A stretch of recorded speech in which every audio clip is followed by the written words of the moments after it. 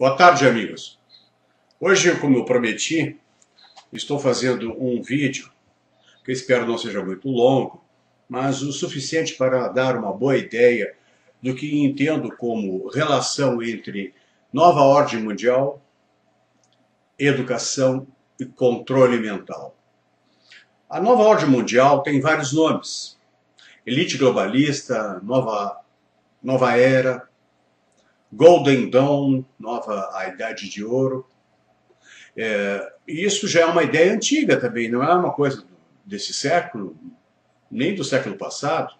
Há uma ideia a ideia da globalização, ela é muito antiga. Ela aparece até em Kant, com a paz perpétua, onde ele fala sobre uma ONU, uma entidade que abrigasse o mundo todo. Há também aqui dentro uma ideia da Europa unificada, já que os pensadores, os filósofos do século XVIII, eles eram europeus, eles não eram americanos.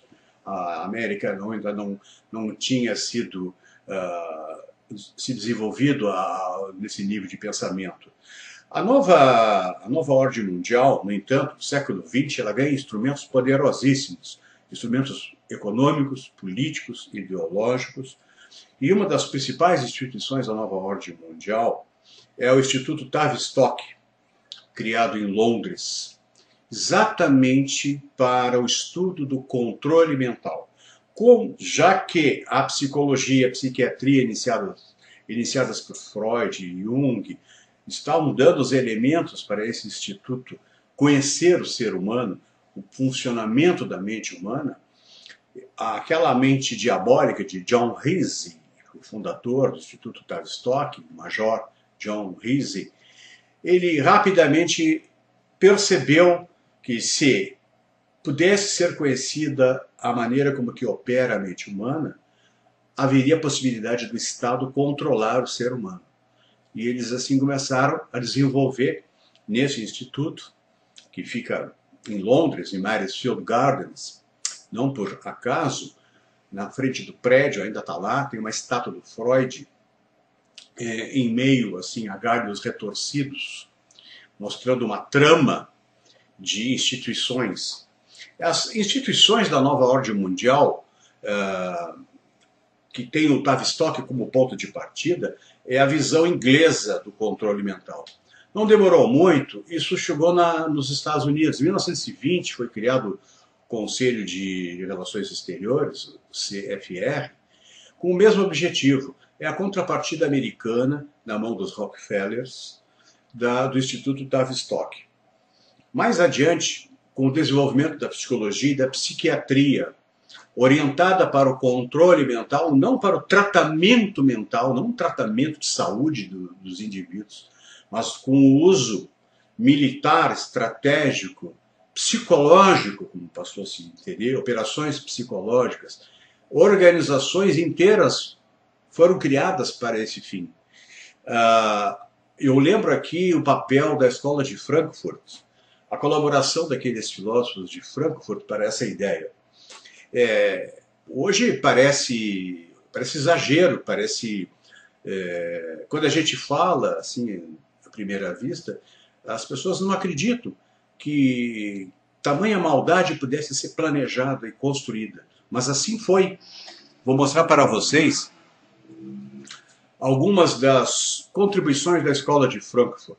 O que era desejo dessa Escola de Frankfurt, de Herbert Marcuse, Mark Horkheimer, Erich Fromm, Jürgen Habermas, Theodor Adorno, os seus nomes mais importantes. Número 1, criação de ofensas raciais. Mudança contínua e criação de confusão. Ensino de sexo e homossexualidade às crianças. Minar a autoridade das escolas e dos professores. Promover bebedeiras, bebida em excesso. Esvaziamento das igrejas. Criar sistemas legais inconfiáveis, que têm um viés de proteger o bandido e não as vítimas do crime. Dependência do Estado ou dos benefícios do Estado. A nossa Bolsa Família, por exemplo. Controle e emburrecimento da mídia e encorajamento da ruptura dos laços familiares. Esses são os objetivos educacionais da Escola de Frankfurt, que servem à nova ordem mundial. Isto serve quando eu destruo isso que eu acabei de ler, quando isso tudo está pronto, o indivíduo está esvaziado por dentro.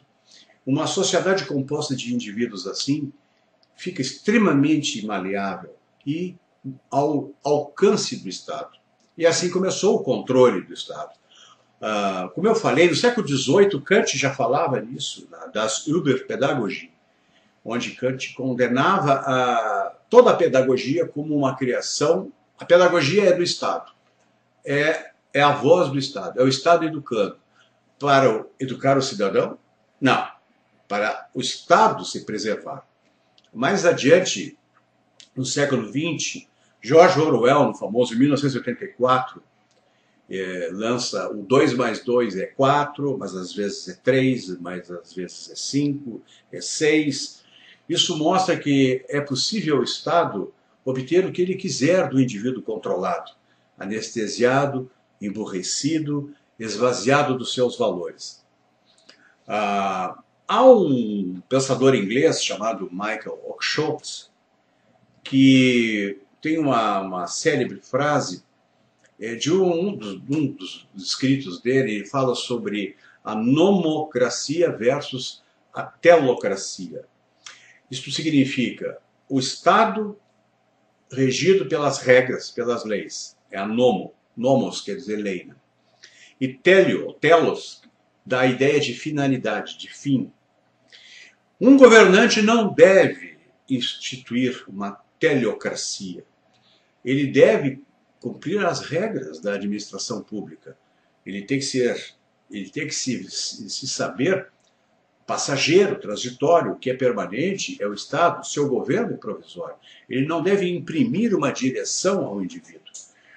E assim é a pedagogia, essa pedagogia que nos transformou em burros com diplomas no Brasil. Porque essa pedagogia ela tem uma finalidade. Ela serve ao Estado. E esse Estado brasileiro é um cumpridor de ordens da nova ordem mundial. Ele também faz a sua parte. Ele contribui para o controle mental. Eu vou repetir, o controle mental é essencial ao estabelecimento definitivo da nova ordem mundial, da globalização. Isto é, um governo, um idioma, de preferência, uma religião ou religião nenhuma, uma moeda. Essa unificação, essa globalização está em marcha. E sinto dizer, ela é uma marcha inexorável, não há como a gente fugir dessa realidade. Então a nossa educação no Brasil acompanha esse ritmo e acompanha com muita paixão. Faz isso, parece que de coração. Ou seja, os nossos governantes, de Fernando Henrique Cardoso para cá, cumprem essas agendas de controle do indivíduo e o controle da sociedade, usando a educação como instrumento. Uma das primeiras coisas que o Fernando Henrique estabeleceu no seu governo, em 1994, foi a criação de faculdades de pedagogia. Essas faculdades de pedagogia se proliferaram. Em toda parte tinha, em toda parte. A onda era o professor fazer pedagogia. E ali ele aprendeu a contribuição que o grande educador Paulo Freire tinha a dar ao Brasil, foi justamente essa pedagogia do oprimido, onde está ali a marca do comunismo, do socialismo. É marxismo na educação. Isto é, o Estado promove uma orientação, dá uma finalidade à educação. E essa educação, essa finalidade, ela é marxista-leninista. Aqui se trata de professores transformados em agentes da transformação social. E professores com uma missão, não educativa, mas formadora. Ideologicamente, são formadores dessa ideologia. Ora, Paulo Freire, não me interessa se Paulo Freire tinha essa intenção de colaborar com a nova ordem mundial. Talvez nem soubesse disso. Mas o que interessa aqui é o efeito prático de sua pedagogia. Uma pedagogia que fracassou redondamente no Brasil. Todos nós sabemos disso. Existem outros autores que não carregam tanto no Paulo Freire. Eu, particularmente, carrego bastante no Paulo Freire, porque ele é o melhor exemplo, fica mais simples de dizer. Pedagogia igual Paulo Freire, igual socialismo. Essa é a contribuição do socialismo. O professor Pugina fez uma pergunta falando dos trabalhadores em educação. Como é que os professores se deixam denominar assim, trabalhadores da educação? Com a ideologia Paulo Freire, com a ideologia socialista da educação, ficou fácil para os professores se verem como agentes da transformação social. Eles são agentes da mudança, da praxis. Eles agem na praxis, na realidade social para transformá-la. É claro que há a contribuição de Gramsci, com seu conceito de intelectual orgânico, e muitos professores, muitos pedagogos, entre aspas, são agentes da transformação social, são intelectuais orgânicos, mais ou menos conscientes disso. Essa é a contribuição do socialismo para a educação. E não vamos nos esquecer que a nova ordem mundial conta com o socialismo.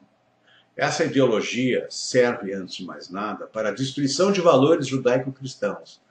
Uma vez destruído o judaísmo bíblico, não o talmúdico, o judaísmo bíblico, uma vez destruído este e o cristianismo, serão removidos os principais obstáculos à propagação e à eternização do poder desse Estado já de autoritário para totalitário, com um viés de esquerda, com um viés comunista. Hoje em dia parece meio fora de moda falar em comunismo e socialismo. O que interessa, na verdade, é o Estado totalitário. E o Estado totalitário é o Estado da nova ordem mundial.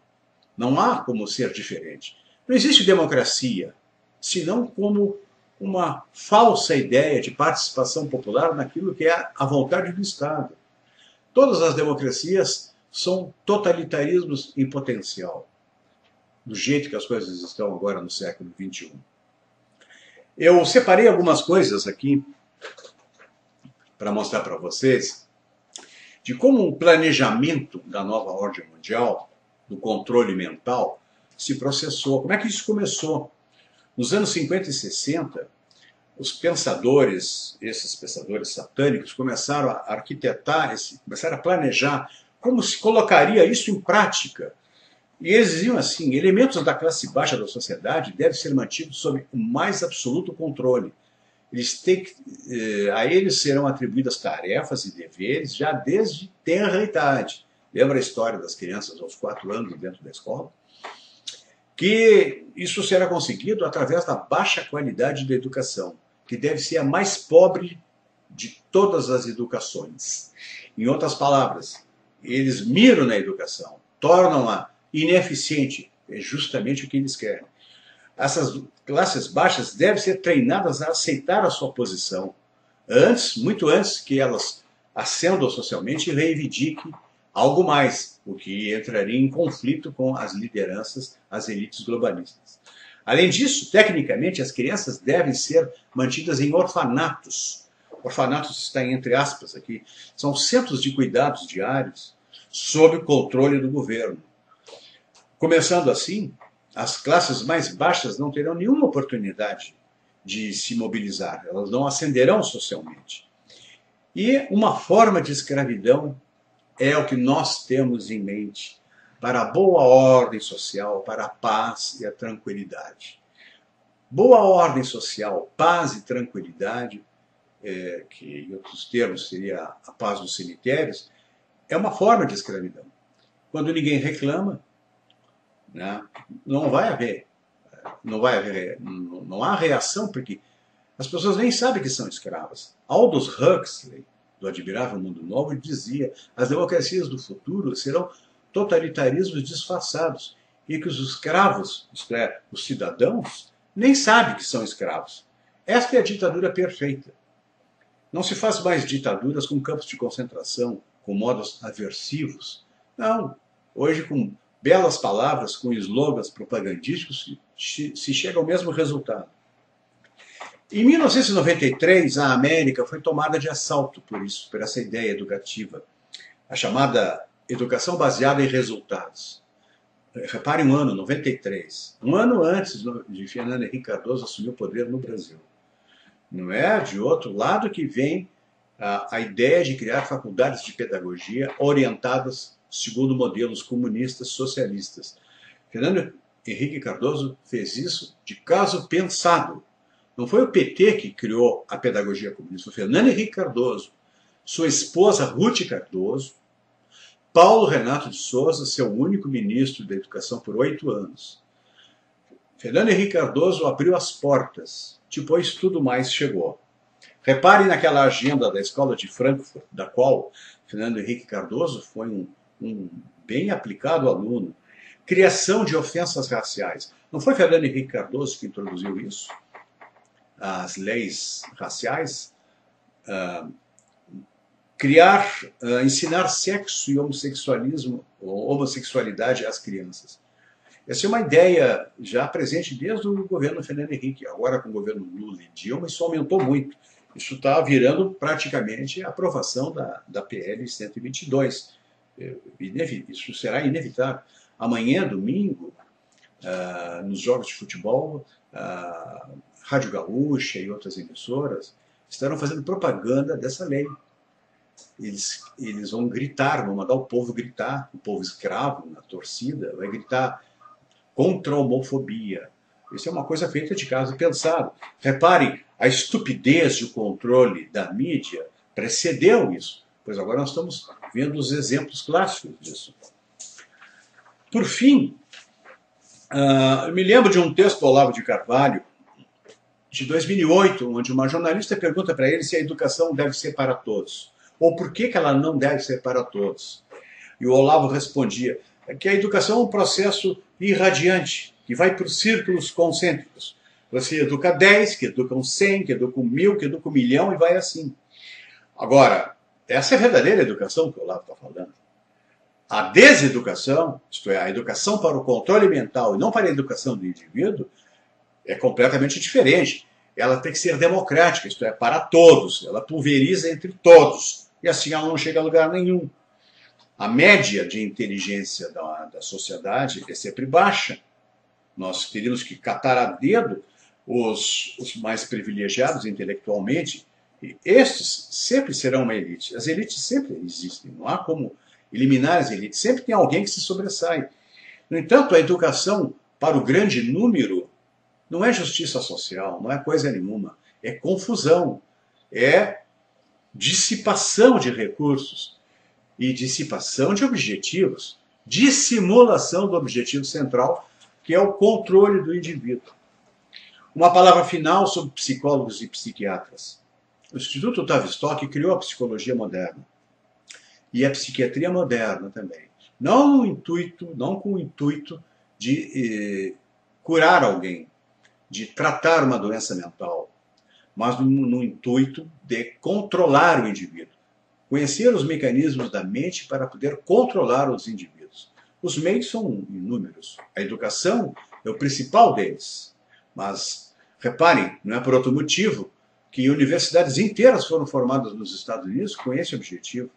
Grande parte do esforço educacional, entre aspas, americano, em Stanford, é para o controle mental, com uso de drogas, LSD, neurolinguística nasce lá, não é por outro motivo.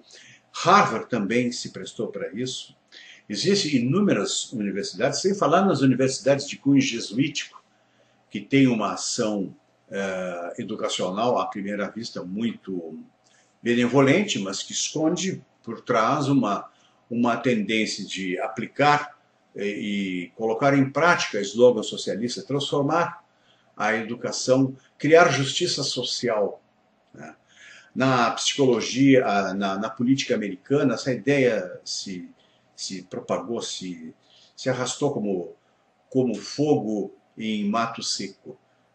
Foi muito badalado durante os anos 60, 70 e 80 até, esse liberalismo, esse falso liberalismo, que tem uma ideia aparentemente liberal, conservadora, onde coloca o indivíduo acima de tudo, mas no fundo, é uma mensagem do Estado. É uma mensagem do Estado controlador. Não é qualquer Estado, é um Estado controlador. Um Estado que controla porque tem meios para exercer esse controle. Meios tecnológicos, educacionais, epistemológicos, tem meios políticos, econômicos militares, dispõem do Estado, dos aparelhos coercivos do Estado, coercitivos do Estado, do aparelho repressor do Estado, que é função do Estado a repressão, mas usada para um fim, que eu falei, um fim de controle do indivíduo. Esta é a tendência moderna da educação que encaminha o mundo para essa nova ordem mundial totalitária, onde nações não existem mais, estados deixam de ser soberanos e a tendência à unificação. A educação, então, morreu. No Brasil, ela morreu. Nós todos, nossos amigos, todos falam sobre isso já há muito tempo. Eu mesmo falo disso há 20 anos. Os professores, alguns estão começando a abrir os olhos. Eles estavam trabalhando para objetivos que não são os da educação. Estavam trabalhando para os objetivos do Estado.